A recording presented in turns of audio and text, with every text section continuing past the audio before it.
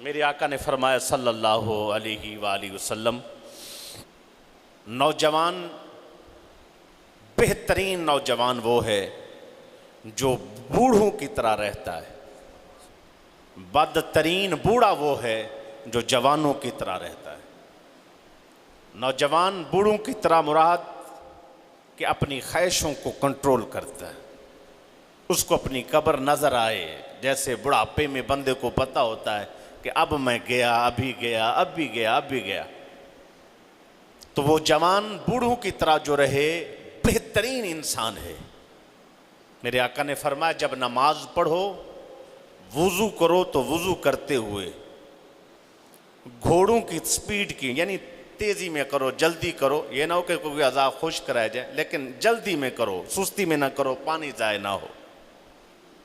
اور جب نماز پڑھو تو بوڑھوں کی طرح پڑھو، جیسے بوڑھے آرام سے نیچے جاتے ہیں، آرام سے کھڑے ہوتے ہیں، آرام سے سجدہ کرتے ہیں، آرام سے رکوع اور سجود کرتے ہیں، کیونکہ ان میں طاقت ہی نہیں ہوتی، نا پھرتی نہیں ہوتی، کہ اس انداز میں آرام آرام سے سکون سکون سے سجود رکوع قیام اس طرح کرو۔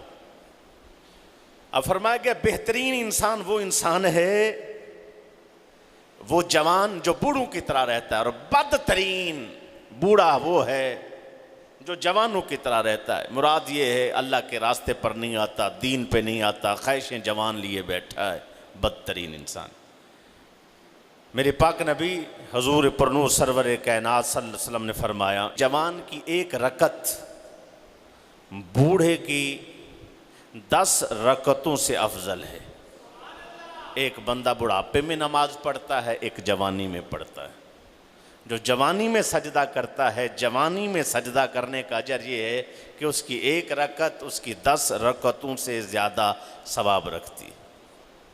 میرے آقا نے فرمایا صلی اللہ علیہ وسلم، اللہ کو کس کی توبہ سب سے زیادہ پسند ہے؟ توبہ سارے کرتے ہیں، اللہ کے راستے پہ چلتے ہیں، کوشش کرتے ہیں، اللہ کو کس کی توبہ پسند؟ میرے آقا نے فرمایا احب توبۃ الی اللہ توبۃ الشاب، اللہ کی پسندیدہ توبہ یہ ہے، اللہ کی بارگاہ کی پسندیدہ توبہ وہ یہ ہے کہ جو جوانی میں توبہ کرتا ہے۔ احب توبۃ الی اللہ توبۃ الشاب، یہ جوانی ایسے نہیں کہ اپنی مرضی سے گزاریں گے، کہ جس نے اللہ کے راستے پہ چلتے ہوئے جوانی میں خواہشات بھی ہیں پھر بھی اللہ کے راستے پہ چلا، فرمایا اس کی توبہ اللہ کو سب سے زیادہ پسند۔ جوان بندہ توبہ تائب جب راستے سے قبرستان سے گزر جائے، صرف قبرستان سے، اللہ رب العزت اس قبرستان والوں سے عذاب اٹھا دیتے ہیں۔ ایک روایت میں ہے جب توبہ تائب توبہ کرتا ہے، جوان توبہ تائب ہوتا ہے اور توبہ کرتا ہے، اللہ رب العزت مشرق سے لے کر مغرب تک مسلمانوں کے قبرستان سے 40 دن کے لیے عذاب کو موقوف کر دیتے۔ 40 دن عذاب کو موقوف کر دیا، بند کر دیا جاتا ہے، عذاب نہیں دینا مسلمانوں کے قبرستان میں۔ اہل ایمان لوگوں پر اگر کوئی غلطی کی وجہ سے ان پہ عذاب ہو رہا ہے، ان کو عذاب روک دیا جائے گا۔ کیوں؟ کہ ایک جوان نے توبہ کی ہے، اس کی توبہ کی برکت سے ہم نے مشرق سے لے کر مغرب تک کے جتنے قبرستان آتے، شہر، علاقے اور ملک آتے ہیں، جتنے وہاں افراد دفن ہیں، سب سے عذاب بند کر دیا جائے۔ کیوں؟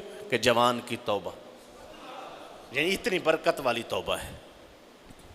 میرے پاک نبی سرکار دو عالم صلی اللہ علیہ وسلم نے فرمایا جس وقت جوان دنیا سے ریلت کرتا ہے، جوان اور توبہ تائب ہے، ابھی نمازیں بھی باقی ہیں، ابھی کچھ معاملات اس کے باقی تھے، اور توبہ اس نے کر لی تھی۔ جب توبہ اس نے کر لی اور فوت ہوا، قبرستان میں جب لے جایا گیا، فرشتے اس کے پاس آئے۔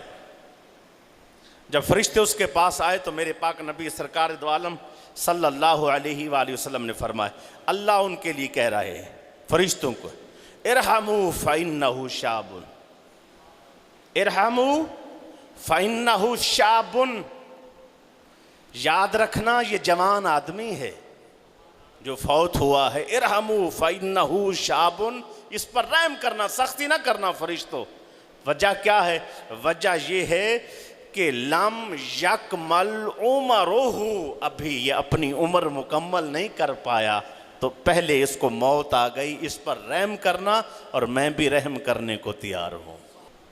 انسان توبہ تو کرے نا جی، چلے تو صحیح، اور اللہ کی بارگاہ سے فرشتوں کو آواز آ رہی ارحموا فإنہ شاب، جوان آدمی ہے، توبہ کر گیا ہے، اگر کوئی کمی کوتاہی رہ بھی گئی ہے تو میری بارگاہ سے اس کو اجازت ہے، نوید ہے، تم بھی رحم کرنا، میں بھی رحم کرنے کو تیار ہوں۔